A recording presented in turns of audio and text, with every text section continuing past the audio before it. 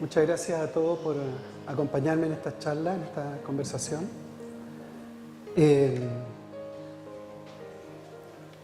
Hoy quería hablar de un tema que me parece que es emergente, y así como estamos revisando lo que es la educación, a los que vinieron ayer, lo que es la educación y lo que es la crianza, también tenemos que revisar un poco desde dónde. Es algo que queda un poco ausente. Estamos como bien preocupados de cómo educar, salen manuales de instrucciones, hablan psicólogos, hablan médicos también, pero se queda en lo profundo esta idea de que somos algo más que seres humanos en lo cotidiano, sino que tenemos una trascendencia. Y es por esa razón que tengo la intención de incorporar esta palabra, ¿no es cierto?, que a veces incomoda un poco, espiritualidad. ¿Qué es la espiritualidad? Vamos a hablar un poco de eso. Y llevarlo a la crianza de los niños y las niñas. Recién cuando pienso luz, resplandece mi alma. Recién cuando mi alma resplandece, la tierra es un astro. Recién cuando la tierra es un astro, soy verdaderamente un ser humano. Quería partir con estas palabras, este verso hermoso de Herbert Hahn, para darnos el espacio de ver que efectivamente hay otras miradas, hay otra sensibilidad a la hora de hablar, de criar y educar. Y que probablemente nuestro destino sea que cada uno de nosotros brille, que cada uno de nosotros sea de verdad parte de un planeta que va a brillar algún día y que será un sol, y será este planeta Tierra. Me baso un poco en el conocimiento antroposófico, lo realizó Rudolf Steiner, y él desarrolló medicina antroposófica y educación Waldorf. Y lo interesante de la antroposofía, que no tan solo se preocupa de los fenómenos que son perceptibles por nuestros 5 sentidos, sino que también va más allá y busca encontrar una estructura de acuerdo a lo que no vemos, a lo trascendente, a lo que sostiene este mundo visible. Desde esa perspectiva, entonces, la antroposofía plantea que la infancia es un momento extraordinariamente importante en la vida de cada ser humano. Y que tanto en educación, crianza y salud tenemos que incorporar este ámbito anímico-espiritual, que si vemos hoy en día está como bastante disociado. La antroposofía plantea que el ser humano es arquetipo de la libertad y que nuestro camino es el amor en acción. Plantea que de alguna forma somos seres duales, somos almas que tienen que encarnar en un cuerpo. Y de ahí desarrollar una individualidad. Y finalmente plantea que en este camino también vamos desarrollando un ego, que en algún sentido nos ayuda mucho, porque nos ubica en el espacio-tiempo, en la cultura y en la sociedad en que estamos viviendo. Pero es muy importante ir entendiendo que el ego tiene una función y no es toda nuestra individualidad. Por lo tanto, solamente a través del trabajo interior podemos cada uno de nosotros modelar y modular ese ego. Vivimos una cultura hoy en día que claramente, por definición, es la cultura del miedo. Y desgraciadamente, frente a eso, nos estamos dejando llevar, ¿no es cierto?, con las guerras, con las hambrunas, ahora con las pestes que están apareciendo, todo lo que se habla de las vacunas, todo lo que se habla de la enfermedad, en fin. Estamos buscando como el medicamento, estamos buscando como el alimento. Todo se plantea como ser la única realidad que nos va a salvar de algo horroroso que nos va a ocurrir. Y en ese sentido, en ese contexto, entonces empezamos a tomar decisiones por miedo. Empezamos, ¿no es cierto?, a desconocer lo que profundamente es importante y trascendente. Nos dejamos mucho influenciar por terceras personas. Y además, estamos en un mundo que está absolutamente sobrecargado. Estamos en un mundo, ¿no es cierto?, en que la virtualidad nos tiene tomado con el celular, las pantallas, etcétera, etcétera. Y esta misma virtualidad, por el dios Google, nos tiene, ¿no es cierto?, llenándonos de información e información y finalmente nos perdemos. Y lo que hace es que nos aleja de esto que es sagrado. Yo, mi individualidad, soy sagrado, soy único, soy extraordinario. El punto es que no soy solo yo, también lo eres tú. Esa es la única diferencia que sí tenemos que aprender junto con nuestra sagrada individualidad. Estadísticas en términos de la educación, la verdad que estamos bastante complicados. En la infancia, ¿no es cierto?, hay estudios internacionales que plantean que 1 de cada 5 niños tiene problemas de salud mental, que desde el año 2009 al 2013 el déficit atencional aumentó al doble. Estamos en el 2018, no encontré estadísticas latinoamericanas recientes, pero les aseguro que estamos en el triple. En 2013 las estadísticas eran de 50.000 niños, probablemente hoy día sean más, cerca de 75.000 o incluso 100.000, por la cantidad de niños que están tomando químicos en el colegio. La depresión adolescente al 2013, comparado con el 2009, había aumentado un 37%, y hecho muy grave, ¿no es cierto?, que lo hemos visto en las noticias de nuestro país en el último tiempo, también el índice de suicidio está aumentando a nivel mundial. En adolescentes, que eso es lo más complejo, y en niños de 10 a 14 años también. Con respecto a la educación propiamente tal, lo que debería ser un escándalo es una noticia, sin mayor trascendencia. Muchos colegios están prohibiendo las matrículas si niños y niñas no toman el químico que recetó el neurólogo, cosa que me parece inaceptable. Más aún, hace 2 meses atrás la revista Paula publicó lo que, insisto, debería ser un escándalo y no pasó mucho, que hay empresas que ofrecen hacer un entrenamiento para que niños de 3 años ingresen a los colegios de supuestamente prestigio que hay. Al menos eso fue un estudio que se hizo en Santiago, lo que realmente es escandaloso en términos de que los niños, como vamos a ver, son seres que están solamente preparados a los 3 años para amar y ser amados, no para ser instrumentalizados. Y para qué hablar, el bullying y la adicción a las pantallas están cobrando una fuertísima presencia en los colegios, y todavía la gente dice: no, si no es para tanto, como si es un celular nomás, es una pantalla. Y de verdad no está generando mucho daño.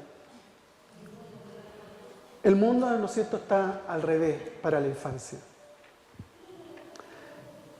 La ciencia oficial, que debiera ser, ¿no es cierto?, la que le estamos dando el poder que nos guíe y nos diga cómo son las cosas, sobre todo lo que yo he hablado hasta aquí, no ha tomado parte, ¿no es cierto? No hay ningún escándalo de los científicos a nivel nacional ni mundial con todas estas cosas que probablemente más de algunos de ustedes la viven día a día. El bullying, la adicción a las pantallas, los medicamentos químicos con todo lo que eso implica.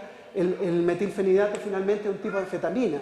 O sea, le estamos dando anfetamina, químicos que afectan el sistema nervioso a niñitos pequeños de 5 años, de 6 años, de 8 años. Tal vez alguno lo necesite, pero no 50.000 niños en nuestro país, categóricamente no. Y aquí les quiero contar, hacer la diferencia. Newton, que es uno de los padres de la medicina, de la salud tradicional como la conocemos hoy en día, en el fondo de la ciencia oficial como la conocemos hoy en día, él desarrolla la teoría de la fuerza gravitatoria, la fuerza de gravedad, cuando se supone que estaba en un día sentado y ve cómo cae una manzana. Ese es el mito famoso de la manzana. Y de ahí, con este método que él va desarrollando, se desarrolla el método científico oficial junto a Descartes, en fin, distintos científicos, y son los que son la base hoy día de nuestra ciencia oficial, que es importante ver que en realidad hemos cambiado la fe por la Iglesia a la ciencia oficial. Creemos solamente lo que está científicamente demostrado. Pero ahí hay una trampa, y es la que quiero mostrar acá. Goethe, el famoso dramaturgo que escribió Fausto, él también era científico.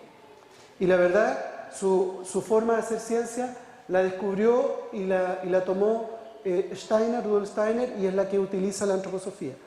Y lo interesante es que si bien Newton tuvo una idea muy aceptada en plantear una ley de gravedad cuando cae la manzana, se le olvidó la pregunta más importante. cómo llegó la manzana al árbol. Y entonces surge todo lo que tiene que ver, y es lo que recoge Goethe y que recoge las disciplinas, digamos, más holísticas, en que hay otras formas de ver la realidad, que no son visibles en el cotidiano, ¿no es cierto?, que no la podemos aplicar con la ciencia oficial. Y en este caso es la ley orgánica, en que todo organismo vivo tiene un funcionamiento más allá de la biología tradicional y que habla que hay leyes ocultas que son las que sustentan lo que nosotros vemos. Desde esta óptica, si bien nosotros podemos ver solo que somos seres materiales, claramente cuando uno aplica una forma de conexión con uno mismo y con el entorno, con lo que podríamos llamar con el fenómeno, vamos a entender y nos va a quedar muy claro que somos más que eso. Un paisaje como este, ¿no es cierto?, que es el Aconcagua en el amanecer, no hay otra posibilidad que exista porque en realidad somos más que seres materiales.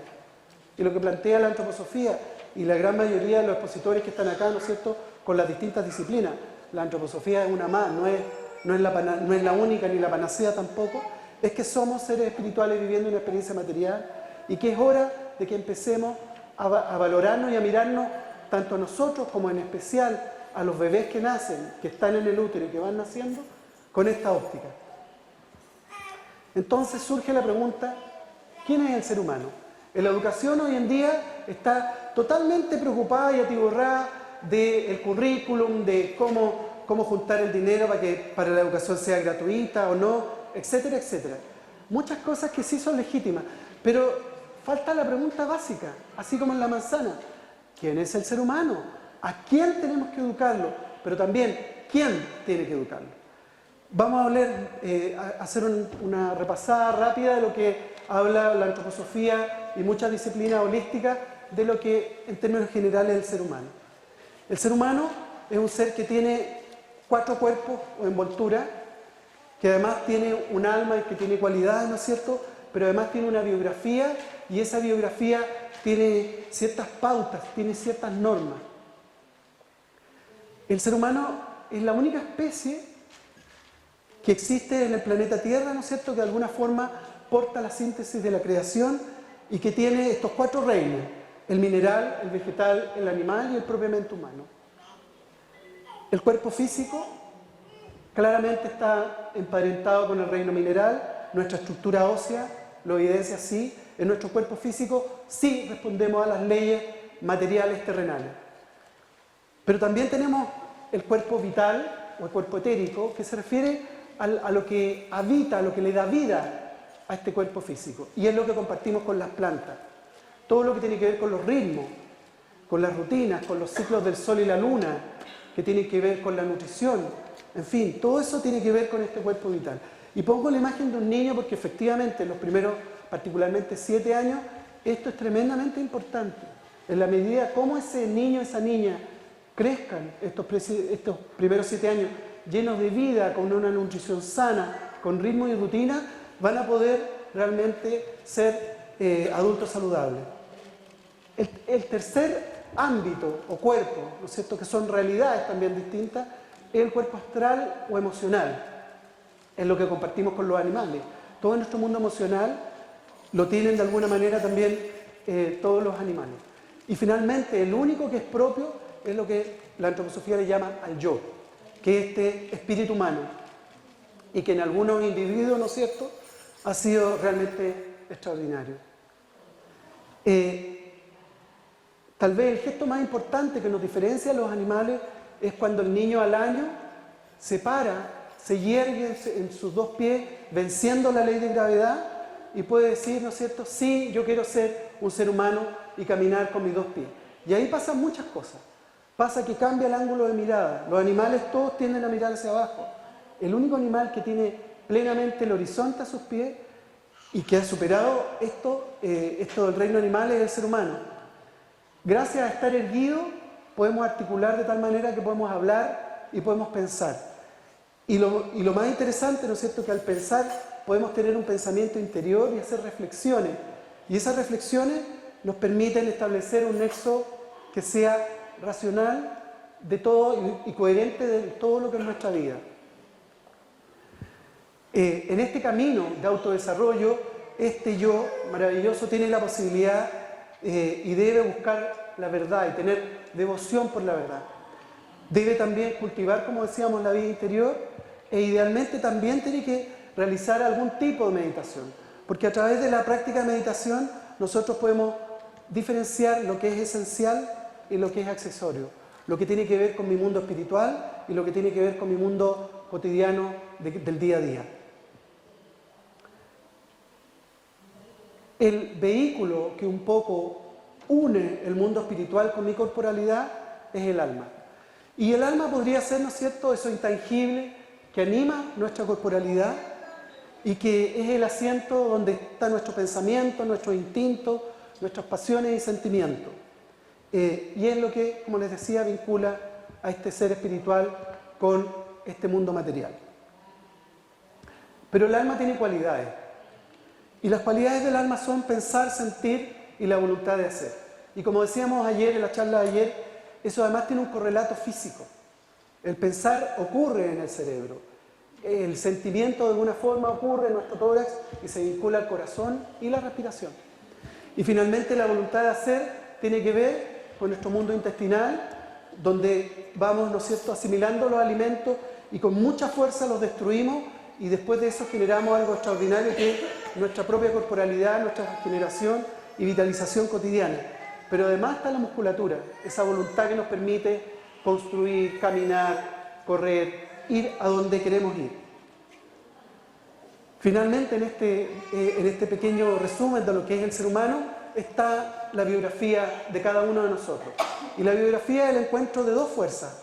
La primera, la que va desde abajo, ¿no es cierto?, es la fuerza biológica. El ser humano, cuando nace hasta alrededor de los 21 años, va a crecer unas 3 veces su estatura y va a subir de peso unas 20 o 30 veces. Por lo tanto, tiene un metabolismo extraordinario.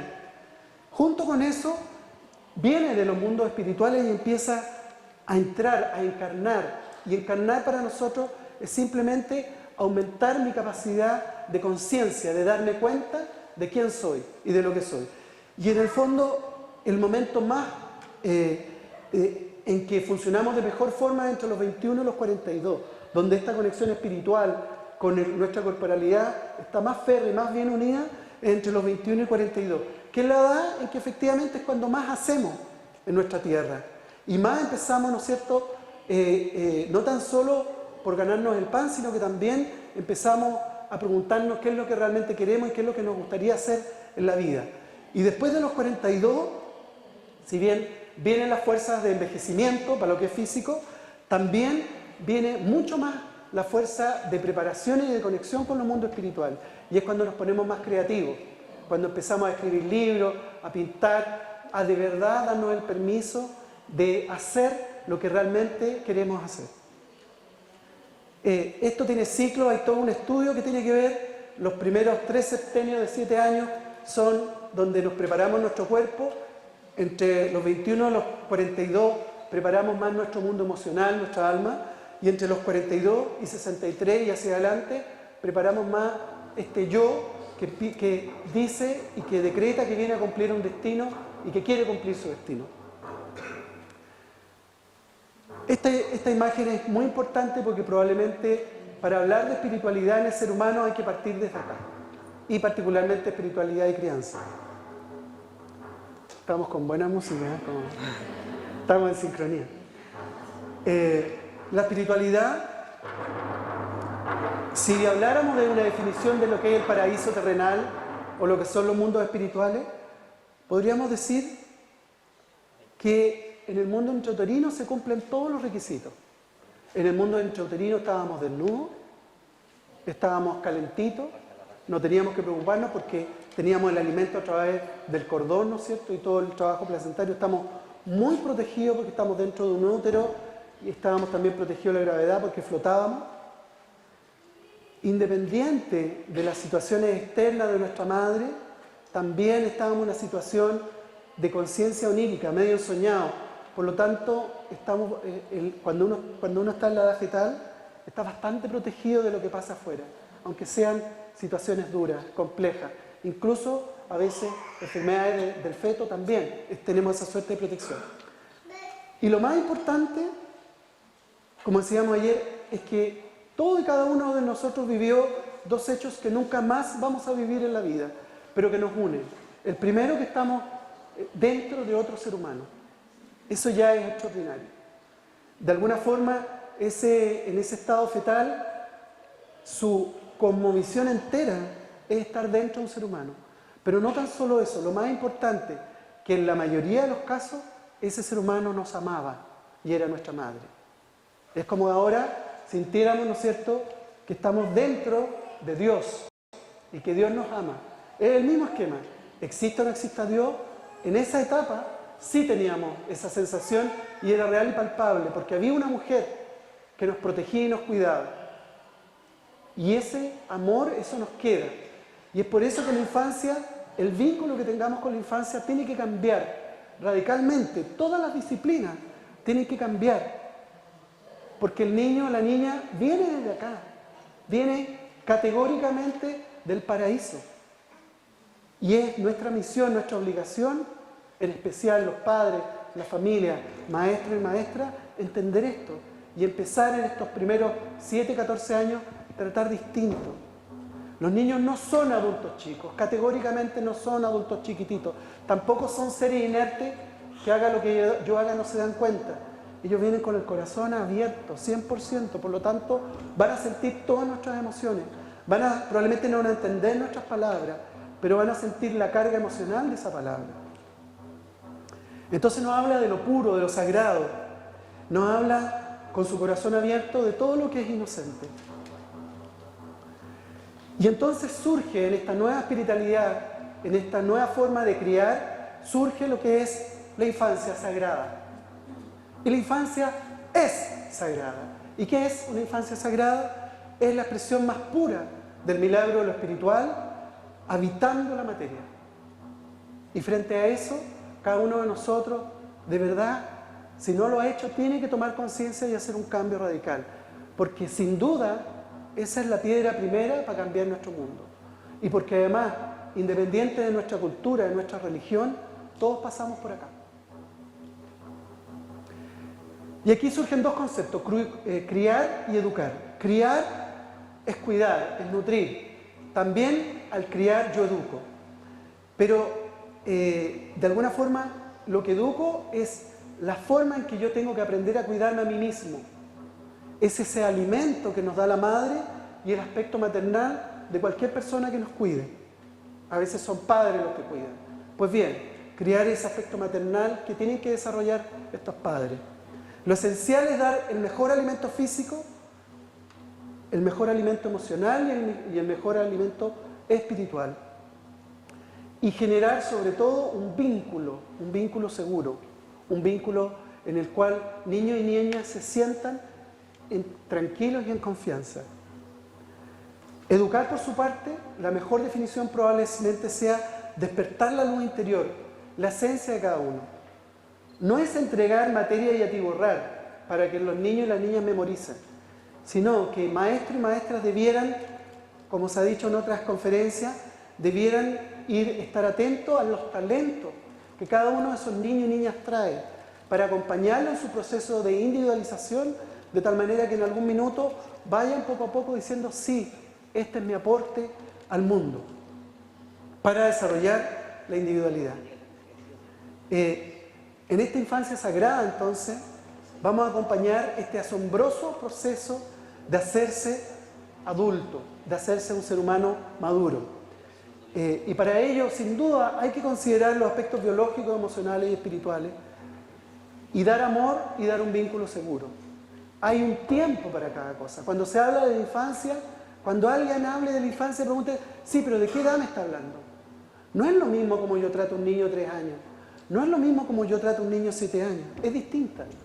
En todos los aspectos es distinto. Y el vínculo seguro, la mejor definición probablemente sea la presencia del adulto en un aquí y una ahora. Estamos con adultos que están bombardeados de tantas preocupaciones, de tanta cosa y de tanta pantalla, que también está surgiendo en la sociedad del adulto distraído. Y eso tenemos que pararlo y cambiarlo.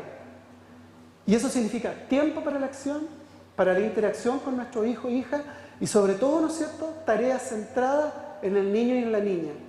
No haciendo 25 cosas. Es un aprendizaje, es un camino que nosotros adultos, un desafío tenemos que hacer.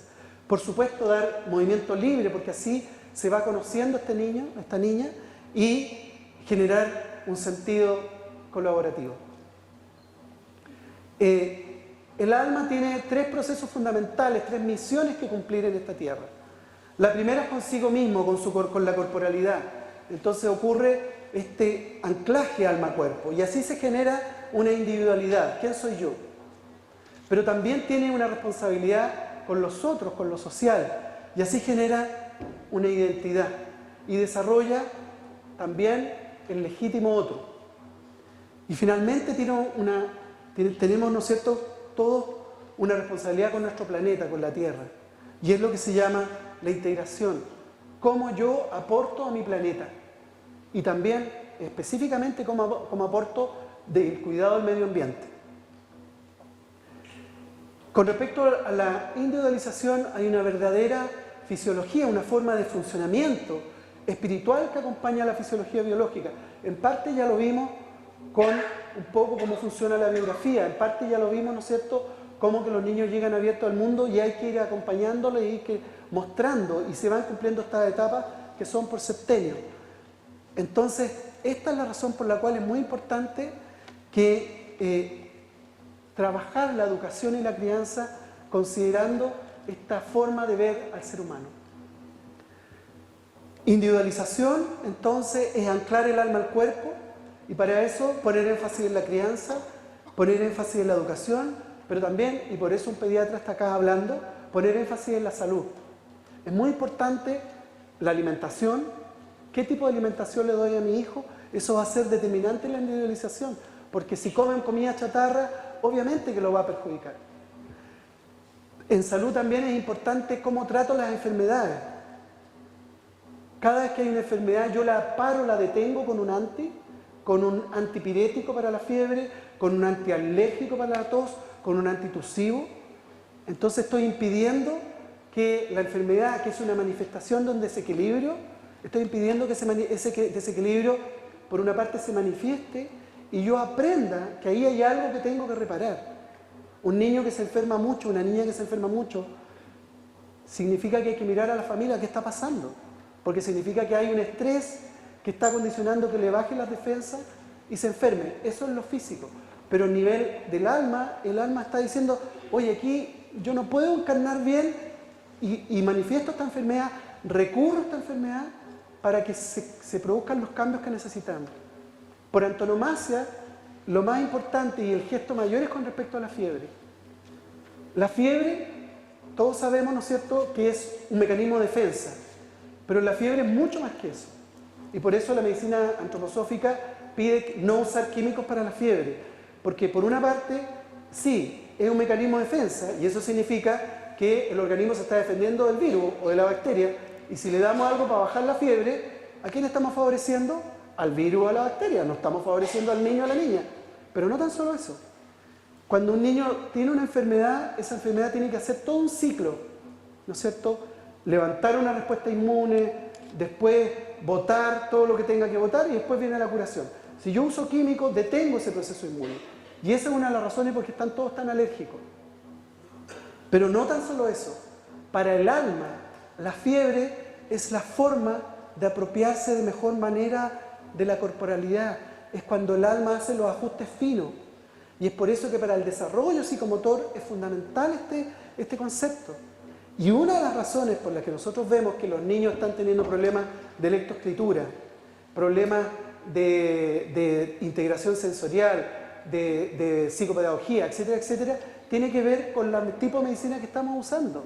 Que no estamos usando un tipo de medicina adecuada al alma. Estamos usando un tipo de medicina solamente adecuada a nuestros miedos. Que son importantes, sí, pero yo tengo que aprender a superarlos.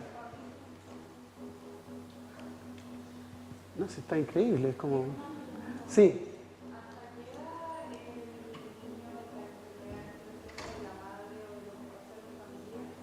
En general, en los niños pequeños, entre los 3 y los 7 años, tiene que ver un poco con las dinámicas familiares.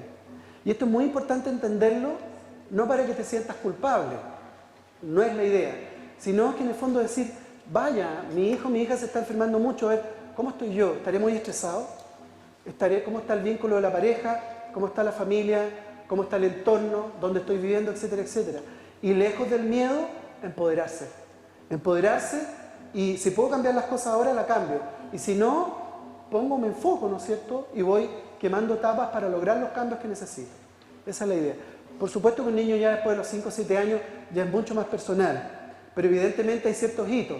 Cuando nace un hermano, se enferman fijo, perinacimiento del hermano, o cuando hay temas de pareja fuerte o estreses familiares, generalmente uno de los hijos es como la caja de resonancia, y uno de los hijos tiene una enfermedad física y otro de los hijos tiene temas más emocionales. Para las personas que tengan más de 2 o 3 hijos se van a dar cuenta de eso. Que uno, cuando la familia está complicada, uno hace los resfríos frecuentes, o el otro hace los miedos, empiezan con los miedos, que no quieren dormir solo, en fin, problemas más emocionales. ¿Tú querías preguntar algo?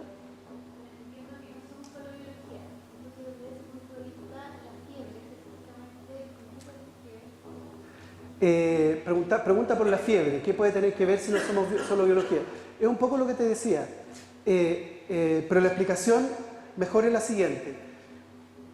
Como el alma llega a una corporalidad, esa alma eligió una familia, ¿no es cierto?, a la cual llegar. Se dice que elegimos a nuestros padres y nuestras madres. A veces no nos gustan esas decisiones, pero bueno, es lo que hay. Entonces, una vez que entra la línea hereditaria de mamá y de papá, en este proceso de individualización que les explicaba, que son básicamente los primeros 7 años, este niño y esta niña tienen que lograr que cada célula de su cuerpo sea propio, sea suyo, sea personal. Entonces, para eso ocupa la enfermedad, particularmente la fiebre, para lograr esa modulación. Pero ahí hay algo interesante, porque hay niños y niñas que, de acuerdo a los misterios, ¿no es cierto?, de la vida, para su alma, la línea hereditaria de mamá y de papá son afines. Por lo tanto, no tiene que hacer mucho cambio. Hay otros que la línea de mamá y mi papá no estoy ni ahí y tengo que hacer una remodelación completa. Entonces ahí son los niños como que tienen más fiebre. Los niños que tienden a tener más fiebre más alta sobre todo, tiene que ver con eso. Ahora hay gente que dice, pero es que mi niño no tiene fiebre o mi niña no tiene fiebre. Pueden ser las dos razones. Una, que efectivamente su condición de alma que encarna una corporalidad está muy tranquila con la genética de mamá y de papá.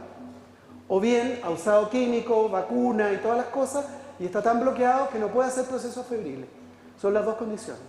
Lo que por supuesto cambia cuando yo empiezo a adoptar en mi familia estilos de vida más saludables, como son las medicinas naturales y holísticas.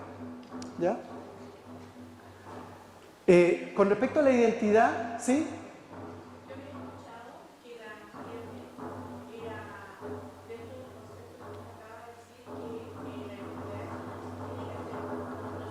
Sí.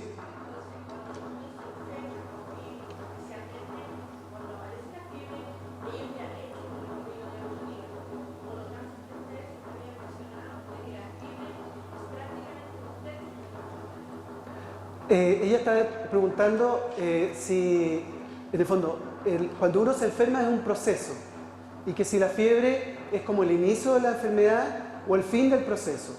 Probablemente los procesos visuales que nosotros vemos con respecto a la enfermedad sean el final de un proceso mucho más largo, porque en el fondo, evidentemente que aquí, cuando un ser humano se enferma, su alma, su yo, está queriendo decir algo.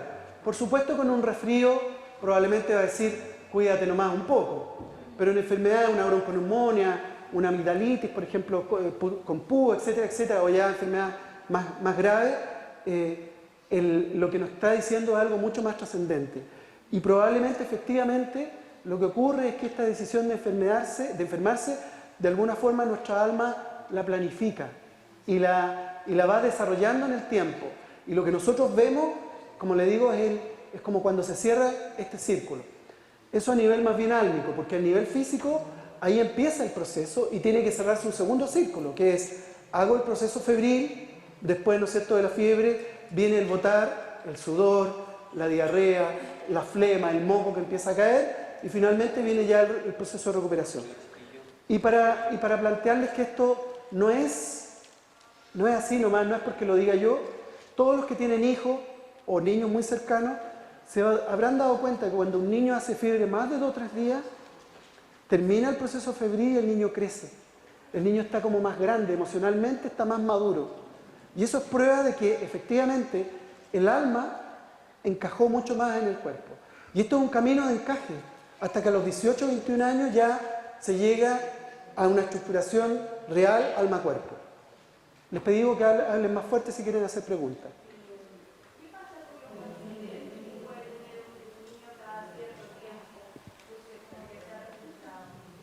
Sí.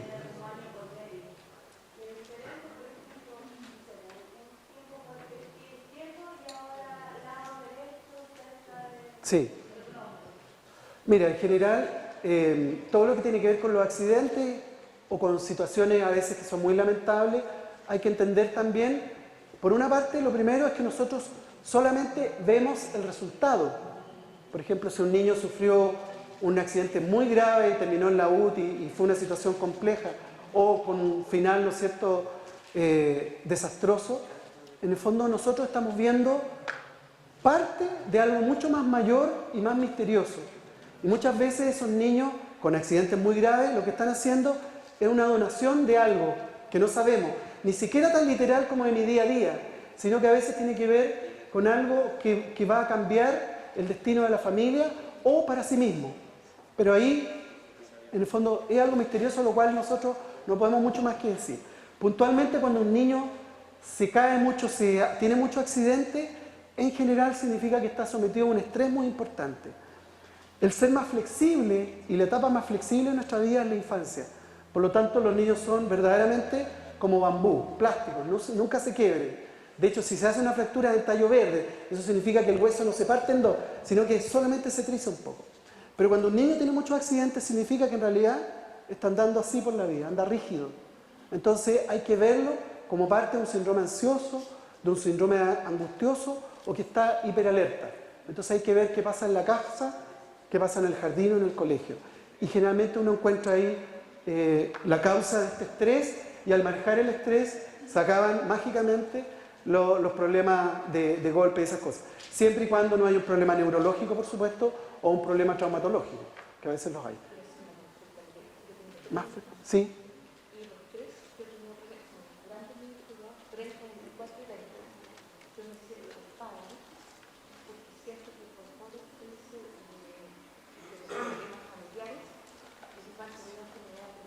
Sí.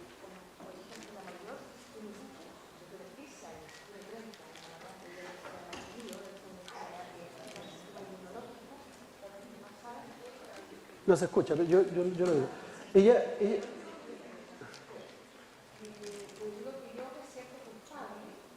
No te van a escuchar atrás. Dime la segunda pregunta y yo lo...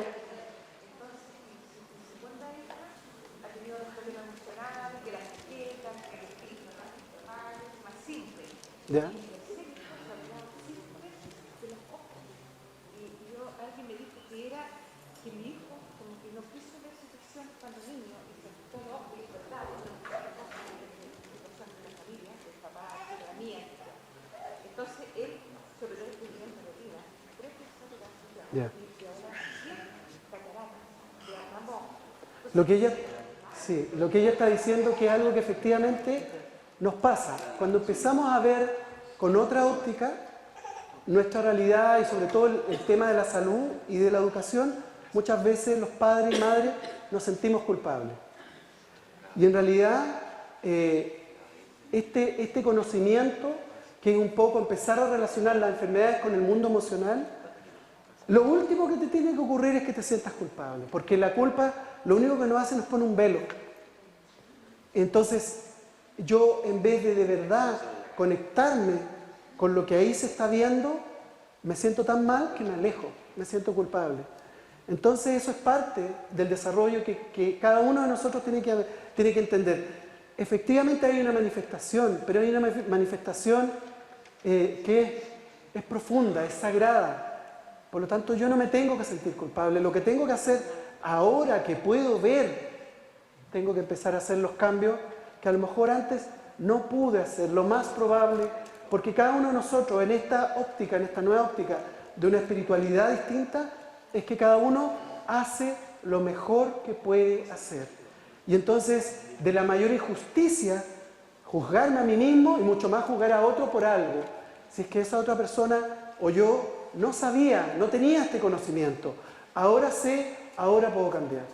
Y probablemente lo que corresponde es simplemente que yo tome esta información y haga los cambios hoy día que tengo que hacer, porque también necesito hacer esos cambios que me van a hacer bien a mí, le van a hacer bien a mi familia, y claramente las cosas cambian, como por arte de magia. Muchos de ustedes deben haber tenido esa experiencia, y la verdad es que sí. Y probablemente vamos a tener que hacer un proceso psicológico familiar, o un proceso de ancestrología, como lo estaba haciendo Pedro Engel recién. En fin, hoy en día, afortunadamente, hay muchas herramientas que nos pueden ayudar. Pero lo único que es importante es que yo me empodere. Y empoderarme, que un poco tiene que ver con esta charla, y empoderarme tiene que ver con, no me voy a sentir culpable. Me puedo sentir responsable y ocuparme, no preocuparme. Eso es central. Voy a seguir. Después voy a tratar de apurarme para dejar al final las preguntas. En la identidad, básicamente, yo tengo que descubrir, en el fondo, aprender a convivir con los otros, ese legítimo otro. Y para eso lo central, de verdad deberíamos todos aprender a mirar, a hacer cariño y abrazarnos, que son las herramientas fundamentales que tenemos en el amor. Para dar amor no tan solo a nuestros niños, sino que a quienes necesitemos. Con respecto a la integración, lo más importante es que tenemos que desarrollar una cultura de la permanencia. Afortunadamente, en estos mundos holísticos ya se está hablando de reciclar, la permacultura, comida sana, no más las bolsas, etcétera, etcétera. Eso tiene que ver con una misión del alma, que es cuidar el planeta Tierra. ¿Qué es esta nueva espiritualidad? Primero que nada, y categóricamente, no es patrimonio de nadie. La religión y los misticismos, sí, perfecto, pero no son los dueños de la espiritualidad. La espiritualidad la construimos cada uno de nosotros, y en este encuentro de mí con mí mismo, este encuentro es hacia adentro, mi yo con mi biología se encuentra. Y lo que tenemos que hacer entonces es desarrollar esta presencia plena. Tengo miedo, sí, pero tengo que identificar ese miedo y trabajar ese miedo. Tengo que empoderarme, tengo que sentirme que soy digno. Metí las patas hasta el fondo con mi familia. Me pasa a mí, les pasa a todos. Sí, pero ahora me doy cuenta que puedo hacer un cambio. Pues hoy día empiezo. Pero no me juzgo hacia atrás, porque atrás hice lo mejor que pude hacer. Por supuesto que tengo que valorar al otro, aceptar el misterio de la vida. De repente, ¿no es cierto?, nos cae un rayo y es lo que nos toca vivir, ¿no es cierto? A mí y a todos, ¿no es cierto? Y yo digo esto no desde un coach. Hay toda una cosa de coaching, ¿no es cierto?, para desarrollar a la persona, para desarrollar habilidades personales. Eso es extraordinario y sensacional. Pero aquí hay que hacer una pequeña diferencia, porque el coaching va por metas terrenales. Aprender a ganar dinero, genial. Aprender a hablar en público, extraordinario, lo que quieran. Pero esto es más profundo, esto es hacia adentro, esto es para ponerme al servicio, para aprender a escuchar mi alma. Eso es lo que profundamente ocurre en la nueva espiritualidad cuando yo desarrollo presencia plena.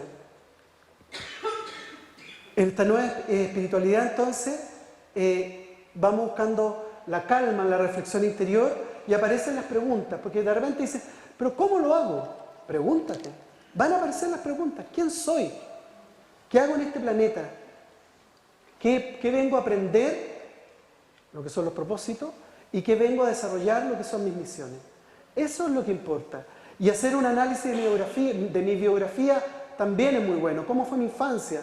A lo mejor con mi hijo estoy repitiendo la historia. Bueno, y fue porque tuve una infancia difícil. Y porque no lo aprendí, nadie me dijo. Tenemos que desarrollar verdaderas escuelas de padre y de madre. Porque hay mucho que tenemos que cambiar o reforzar. La crianza, entonces, hay que ver dos aspectos que son fundamentales, la felicidad y la libertad. La felicidad finalmente es que hay una coherencia con lo que mi interior, mi mundo, lo más profundo de mi interior, yo quiero y necesito, con lo que hago y digo. Eso es felicidad finalmente. Cuando uno mira hacia atrás y dice, sí, en realidad, y hace un análisis de su biografía y ve que a pesar de ciertas circunstancias yo hice lo que quise, no en términos de porfía, que eso sería un ego, que a veces sí, a veces yo identifico que en mi destino tengo que porfiar, genial, pero ahí tengo que diferenciarlo del ego, pero tampoco en términos de capricho. Y la libertad, entonces la felicidad yo la veo en mi vitalidad, en mi comunicación conmigo mismo, cómo cuido mi cuerpo, en mi afectividad, en mi sensualidad y como adulto en mi sexualidad. La libertad yo la veo en todo lo que tiene que ver con los procesos de creatividad y de trascendencia con los cuales yo me comunico conmigo mismo y hacia los otros. Y hay que aprender a distinguir para poder elegir. En este San Google, ¿no es cierto?, donde hay tanta información, yo tengo que aprender a distinguir lo que a mí me hace sentido, lo que profundamente tiene que ver conmigo, que no tiene que ser necesariamente con el vecino. Puede que a mí me hagan sentido ciertas cosas y a ti no. Genial, mientras tú estés en ese camino. Y la libertad es hacer lo que nuestro corazón, ¿no es cierto?, sabe que tiene que hacer, pero para eso hay que entrenarlo, porque no es el corazón de la emoción, es el corazón del profundo sentimiento, de lo que me empieza a hacer un sentido profundo, y para eso necesito la reflexión, necesito la calma y necesito esta meditación interior. Finalmente, el ser humano, el alma del ser humano hace un viaje, al cual yo le llamo la ruta del asombro, y es un viaje extraordinario. Cuando el niño nace, como viene de este mundo maravilloso que es el útero materno, esta alma se ancla al corazón. Porque en el corazón afectivo, está todo nuestro amor. Y junto con eso se ancla el cuerpo, para empezar a desarrollar a este ser humano y generar esto que llamamos individualidad. Rápidamente, alrededor del año, el niño y la niña entran y despliegan todo lo que es el cerebro artista. Todo lo que tiene que ver, que son niños y niñas maravillosos y tremendos artistas y creadores. Y eso es fundamental, no tan solo para poder funcionar con nuestro cuerpo y metabolismo, sino que también es nuestro cerebro derecho el que conecta con nuestro corazón. Cuando leemos poesía, usamos el cerebro derecho, que es el que entiende el lenguaje del corazón. Nuestro cerebro izquierdo racional no lo entiende. Y es por eso que después, ojalá después de los 7 años, debiéramos activar toda nuestra parte racional. Bienvenida sea, pero cada cosa en su momento. De adulto vamos a entender que nuestro niño, cuando se habla de niño interior, está en nuestro cuerpo, en nuestros deseos más profundos, en nuestras ganas, en nuestros antojos, en que nos toquen la piel. Ahí habita nuestro niño interior. Nuestro adolescente está en el artista, en los sueños, cuando yo tenía sueños. Nuestro adulto de hoy en día es el ser racional, que dice, sí, pero quiero hacer esto, pero tengo que conciliarlo con el tiempo, con el dinero, etcétera, etcétera. Y lo que nos queda en el corazón, en nuestro mundo afectivo, es ese sabio, esa alma pura que llegó a nosotros con toda la información. Se dice, ¿no es cierto?, que en nuestro espíritu habita toda la información que necesitamos. Pues bien, cuando tenemos que tomar una decisión y de repente uno dice, sí, voy a hacer esto, y dice, vaya que estoy sabio hoy día, es que estamos escuchando nuestro corazón. Esas 4 compartimientos del ser humano tienen un accionar en el tiempo, pero también en el adulto ya se quedan. Por eso cuando escuchas tu niño interior, tienes que preocuparte de tu cuerpo, tienes que alimentarte y dormir bien. Cuando escuches a tu adolescente, preocúpate si cumpliste tus sueños, si estás desilusionado, tienes que volver a ilusionarte, porque el adolescente solo funciona desde la ilusión. El adulto evidentemente es el que cada uno es y que debiera tomar en consideración a estos otros 4 y en especial al corazón. La nueva espiritualidad entonces es criar y educar en libertad y para amar. Y muy importante, nuestro motor es el asombro. Se dice que cuando el ser humano se le tienta de venir a la tierra, todos decimos, no, no quiero ir para allá, no, por favor, no, está todo muy fuerte. Pero le dicen, oye, pero acuérdate que hay montañas, que vas a tener estas aventuras, vas a conocer a tal persona, y eso nos asombra, y finalmente todos caímos en la tentación por asombro, y llegamos acá. Somos arquetipos de la libertad, el amor en acción, tenemos una autoconciencia, tenemos que empoderarnos de nosotros mismos en este aquí, esta ahora, ¿no es cierto? Eckhart Tolle, que habla de eso de una manera muy brillante, y muy importante también, que se nos olvida, aprender que también hay un otro, que es legítimo, que es tan legítimo como yo, y ese legítimo otro también son los niños y niñas de nuestro país. Tal vez lo que tenemos que aprender profundamente es que nuestra grandeza está en el existir, y es en este juego, en esta combinación, en cómo yo, ser espiritual y ser material, voy conjugando la vida.